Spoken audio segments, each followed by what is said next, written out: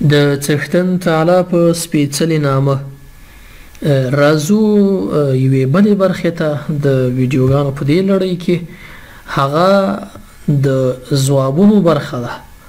دا چې ځوابونو ورقه په څه ډول باندې ده، د ځوابونو پاڼه په کوم شکل باندې ده، همدارنګه په دې کې کومې برخې دي، اړینې نکتې پکې کومې یوې دي، اړین ټکي پکې کوم یو دي، همدارنګه څرنګه جوړښت لري.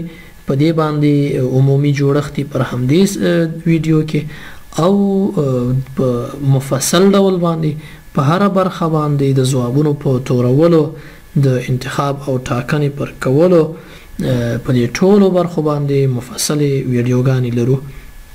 ګورئ، تاسو چې کله د امتحان صحنې ته رسیږئ، یوه د پوښتنو پاڼه یا د کانکور فورم درکوي او همدارنګه یوه د ځوابونو پاڼه درکوي. دغه د ځوابونو همدا یوه ورقه ده، یعنی د پوښتنو 3 یا 4 ورقې یو ځای وي چې فورم یې بولي یا کتابچه د پوښتنو یې بولي. ولې د ځوابونو همدا یوه ورقه ده، همدا یوه پاڼه ده او همدا مهمه او اړینه پاڼه ده چې ستاسې راتلونکی ټاکي او تاسو ته د راتلونکي په اړه لاره درښیي. او دا هغه څه دي چې تاسو په یوه کال کې زده کړې دي او په دې پاڼه کې به هغه ښکاره کوئ. نو ډیره مهمه او اړینه پاڼه ده. دا مختلفې برخې لري. د دې لومړنۍ برخه دا برخه ده چې دلته بیا مختلفې برخې دي. ما درته وویل په دې هره برخه باندې موږ تفصیلي ویډیو لرو. دا یې لومړنۍ برخه ده چې په دې کې ستاسې انځور دی، د امضا د ځایونه دي پکې، همدارنګه څرنګه تاسو کولی شئ چې ځوابونه تور کړئ، همدارنګه ستاسې شهرت دی. دا په دې برخه کې دي چې په دې باندې یوه تفصیلي ویډیو لرو.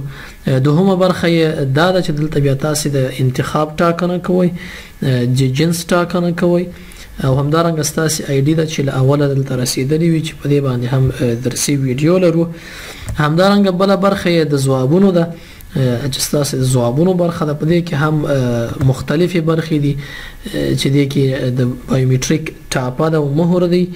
همدارنګه که چیرې کوم استاد ملاحظه لري ستاسې په پوښتنو باندې یا د ځوابونو په پاڼه باندې، هغه دلته رسیږي. او بیا د ځوابونو د نمرې او ګڼه ده چې هلته بیا تاسې خپل ځوابونه رسوئ. نو په راتلونکي ویډیو کې په لومړۍ برخه باندې، ورپسې ویډیو کې په دوهمه برخه باندې او په درېیمه برخه کې بیا د ځوابونو په برخه باندې په تفصیل سره غږیږو. مننه کوم له پاملرنې مو. چیرته پوښتنه در سره پیدا کیږي تاسو کولی شئ خپلې پوښتنې مو زموږ سره شریکې کړئ. مننه، کور مو ودان.